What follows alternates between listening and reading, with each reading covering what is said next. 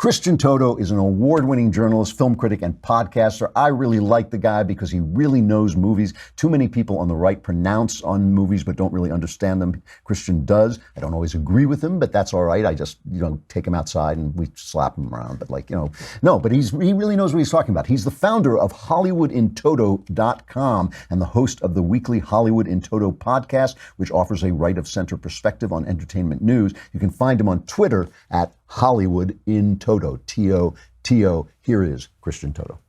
Hey, Christian, it's good to see you again. Oh, thanks for having me. That's always a pleasure. It just seems to me that Hollywood is getting crazier and crazier. Let's put the movies aside for a minute. Just off screen, these guys are losing their stuff in a big way. I mean, let's start with Robert De Niro. Just spewing. Do we have to?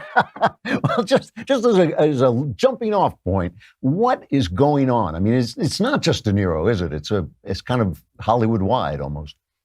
I cling to Chris Pratt because he's the one Hollywood star who is positive and upbeat and kind and sweet in all of his social media work. And I'm thinking he could be kicking nuns off camera. I don't know. Yeah. But when it comes to when he's reaching out to the fans, he's just upbeat and positive, and there are so few people like that. It makes him stand out. De Niro has been on this "I'm going to punch Trump in the nose" tour for a while, right? And it's just getting worse. And if you're De Niro, no one ever pushes back at him. No one ever says, "Hey, Mr. De Niro, maybe you're being a little bit impolite. Maybe the presidency should have some respect." So he gets this constant wave of more press, more adulation, and I'm sure his friends are loving every minute of it. So he can go in the Tony Awards telecast and drop an obscenity and then draw a standing ovation. I mean, it's not just happening in a vacuum. It's the support he's getting from the media and his fellow stars. Yeah. And he's not, I saw Seth Rogen the other day was on TV basically saying that he had dissed Paul Ryan in front of his children. Is that? Here's the thing. Yeah. If you don't want to take your picture with Paul Ryan because you differ politically, it's petty, but I get it. I could see it. Maybe I wouldn't be rushing out to get Maxine Waters and I have a selfie. But when his teen kids are there, and you're going to refuse the photo and then dress down their daddy in front of them. Now, these are teenagers. They're not like 2 and 3 year olds, but it's still their father. They didn't choose his political choices. That is just gross to me. And I've got kids, and my kids are younger than that. But if they were of a certain age and I was insulted directly in front of them, I would feel terrible. They would feel terrible. And this cool, hey, I just met Seth Rogen and took a picture with him moment turn into this, oh, he's a jerk and he was mean to my dad. Yeah. I mean, does this, you got to feel like this has to hurt business somehow. I mean, or am I wrong? Is that too hopeful? Is this hurting business? I mean, I guess De Niro is kind of past his prime, but he could still be playing the commissioner, as they say in Hollywood. At some point you stop playing the hero, you start playing the commissioner of police. But but does this hurt him at all? I think it's hurting the brand, the general brand. Okay. I think what you have now in Hollywood is there are certain brands that are impenetrable. The Marvel movies, for example, certain horror movies, certain rebooted properties. They seem that they're kind of Teflon at this point. But if a De Niro puts out a movie where he's the main attraction, I guarantee it's going to make less money today than it would have maybe 2 or 3 or 4 years ago. So I do think it will have an effect. It can be subtle. It can be more pronounced. Peter Fonda has a new movie out. They did very poorly over the weekend. Uh-huh. Was it based on what he said? Possibly. It was a little film with not a lot of attention. So it's hard to directly, but this is, these stars don't realize that there's another star who's younger and better looking right behind them. And they could dazzle us just like they can. And if they're insulting us, we will respond. And I think the more and more conservatives are saying, hey, we can just not do this and get angry. We cannot go see their movies. And it does have an impact at some point. There does seem to be a point where these guys forget that we pay for their lifestyle, that this doesn't just rain down on them. It's our money they're spending, You talk about some franchises being bulletproof. But one of the things we've seen over the last several months is we've seen the NFL, possibly the biggest, most bulletproof franchise in history, taking a bullet. I mean, they really did blow it, and they're losing business because of it. We've seen Starbucks, which you would have thought was going to be, what was the Onion headline? Starbucks builds a Starbucks in another Starbucks. That's suddenly they're suffering too. And we saw Solo, maybe the first Star Wars movie to lose money. Is that right?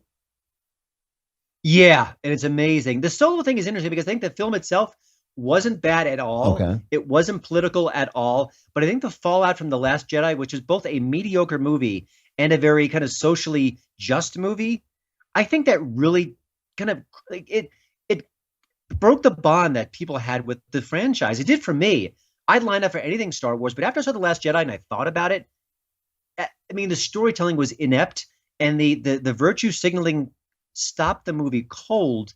And all of a sudden, Star Wars didn't seem so magical to me anymore. So Huh. I agree. I think that we as a culture, we can turn on a dime these days. And I don't think in the past we weren't as flexible as that.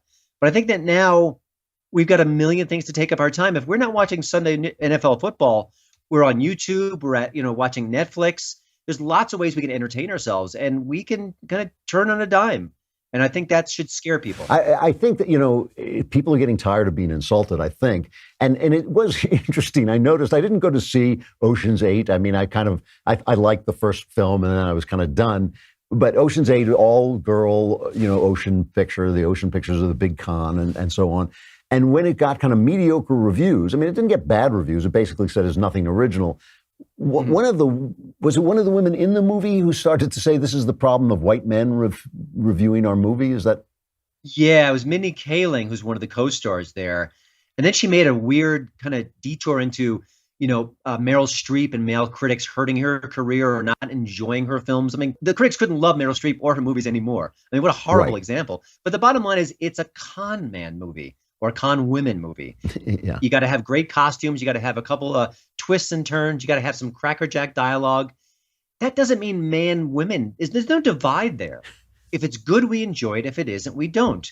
It was a mediocre movie, not a bad movie. I called it out for that very reason. And it wasn't even political. It wasn't even that Ghostbusters sort of social justice. It just was okay. It's okay to have an okay movie, but lashing out at critics for your okay movie, well, it's not okay. It does sort of bring up the question. There has been this thing in Hollywood going on where women are saying, well, we're not getting paid as much as men. And my question always is, are you as valuable a property as a man is? I mean, if a man is in a movie, he's going to bring in a certain amount. If a woman's in a movie, is she going to bring in the same amount? I mean, that is, I assume, the calculation there. And how easy are you to replace? I mean, that's how capitalism works. If you're easy to replace, you make less money than if you're not. Did something like the Ocean's 8 film, does that hurt that argument at all? Does it hurt the equal pay argument at all? Well, I think that the gender situation in Hollywood is complicated, and often women do get the short end of the stick because they don't have as many positions of power behind the scenes. You look at the number of female to male directors, it's a big disparity. So I think there are legitimate beefs to be had there. But when you have these kind of arguments, all of a sudden, oh my goodness, you're complaining about white male critics. Well, it kind of deflates your other arguments. So your valid arguments don't get enough attention and respect because you're making silly arguments over here. Yeah. So I think that's part of the problem they face. I did notice that David Lynch came out and he said, Lynch is not any political genius, but he came out and said that he voted for Bernie, but he thought that Donald Trump could be one of the greatest presidents ever. Is it pushing it to think that's a sign that maybe a little bit of air is breaking through, or is that just David Lynch being crazy? That's just David Lynch being David Lynch. I mean, I almost think he said it to be provocative. And I joked on Twitter. I said his apology / retraction will be coming any moment now. But yeah, listen, for every one comment, there's other comments that dwarf that. And there's a comedian / actor, Kumail Nanjiani from Silicon Valley. He was also in the very good movie, The Big Sick. I mean, he's just constantly playing the Nazi card on Twitter again and again and again. And he's the kind of guy who will make a small movie and then go on the publicity circuit and say, hey, come see my movie. And by the way, half the people in the country are racist and Nazis. Like, what kind of pitch is that? It's the worst marketing in the world. It's funny because Silicon Valley is one of the most conservative shows ever. I mean, it's just an absolute celebration of capitalism. All right, so enough politics. Let's talk about movies. First of all, is anything good out there that I should see? Because I haven't seen anything in a while. There's a movie that's really divisive right now. It's called Hereditary. Yes. It's a horror film. Yeah. And I've got some issues with the ending, and I really don't think I've been able to kind of mentally tease it through. But it felt so fresh and raw and powerful that I loved it. Okay. With horror movies, it's the creaking doors and the ghosts and the goblins. Like, we know every tick of the genre. But this felt like it was all new with a first-time director. So I think for that reason alone, you should see it. Okay. And then I thought The Incredibles 2 was very solid. I didn't think it was as good as the first film. What film could be? Right. It had a little bit of female empowerment sort of underlined and italicized, but other than that, it's very enjoyable. That's why the Pixar brand is so rock solid that parents know they're going to have a good time when they take the kids there. So Yeah. and even the mediocre Pixar movies are light years better than most films. Huh. It's funny, you mentioned is it Hereditary or Heredity? I think it's Hereditary. It's kind of been a golden age for these small original horror films, starting with, I guess, It Follows, Yes, and The Witch, and the Babadook, or whatever it was. It really has been a moment for these films to kind of rise up while they're getting swallowed by all the Marvel movies. It's really been kind of interesting for some reason that this new approach to horror is catching on.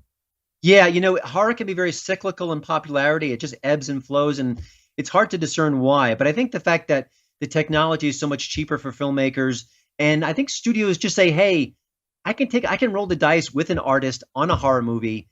If it bites me, I'm going to lose a couple million as opposed to 30, 40, 50, 60 million. So maybe they're letting the horror people just, let their voices out. Yeah. I think that often makes the best art. And, but you're right that we've been lucky. And, there's been a lot of good low-profile horror movies, and we also haven't seen that glut of really bad '80s slasher movies. And I know people are nostalgic about them, and I am too a little bit, but they weren't that good. I couldn't stand them. I really didn't. I used to call them one-by-one movies. I just couldn't. I couldn't stand them. We have this long-standing argument here at the Daily Wire over comic book movies. My position, talking about Marvel, DC, whatever, and my position has just been that I don't mind one of them or two of them a year, but they just have so glutted the market that I can't. And they all seem the same to me. Do you see any change in that? Is that basically what's going to be going forward? If you can release a Black Panther to boffo box office, and then the Avengers comes out 2 months later, and the box office gets even bigger, there's no end in sight. Yeah. Having said that, I thought Black Panther was very good. I thought Avengers was terrific. I'm seeing Ant-Man and the Wasp this week. I can't wait to see it. So I'm not burned out yet. There's something about these movies. I think they're very high quality. I think the actors are top notch. I think they mostly avoid political arguments. I think Disney's very shrewd about that in the brand management. And maybe it's we don't have a lot of white hat versus black hat anymore in our storytelling. It's the anti-hero. It's the Walter Whites. It's the villains that are a little bit heroic, and that's enough for us. But the good guys in the superhero movies are good guys, and they fight the bad guys. And it's a very morally strong presentation, and maybe that's part of the success. There's a lot of reasons behind it, and also every one of us grew up reading these comic books. I did, and I think seeing them on the big screen in such a spectacular fashion, it's the escapism that we need. Fair enough. The summer movies are coming. What are you looking forward to? I feel like the big guns have fired already. I've actually missed Jurassic World. I need to catch up with that. I was on vacation. I'm hard pressed to find something that I'm super excited about. The first Ant-Man I thought was engaging and fun, and Paul Rudd was perfectly cast, so that one will be enjoyable. Other than that, I think that they often front load the season where a lot of the highly anticipated popcorn movies come out already. So we've seen a lot of them hit the theaters. So I don't know. And nothing is really kind of on my radar that I'm super enthused about. What about that picture with The Rock? It's coming out on my birthday, the one about the skyscraper? The Die Hard reboot? Yeah, is that what it is? It's funny. I love Dwayne Johnson, and I think he's as charming as can be. But when Arnold Schwarzenegger was at the top of his game, he paired himself off with the best directors, the James Camerons, the Ivan Reitmans, and that kept him really high and kept his star power really strong. Dwayne Johnson, his radar isn't as good in that way. So, the movie looks like a cheesy knockoff like Rampage from a couple of weeks ago. So, it may be escapism, it may be fun, but I really want him to use his clout to pick better movies, work with better directors, better screenwriters, because it's very, he's the biggest star right now, but it can go away really quickly. Just ask Jim Carrey. Yeah, and he's also a better actor than Schwarzenegger ever was. I mean, that show he does on HBO, he's quite good. Yeah. Yeah, he's shockingly good. Yeah. Lighthearted, and he does comedy very well, not just the action stuff. But there's something about him when he throws a punch, you got to get out of the way. It's amazing. All right, Christian Toto, it's good to talk to you. Where can we find you to find your stuff? Well, I'm at HollywoodInToto.com. I've got a weekly podcast you can find on iTunes and all the major outlets, and on Twitter at HollywoodInToto. Great. Well, come on back and we'll talk movies again. Thanks so much. Thanks a lot.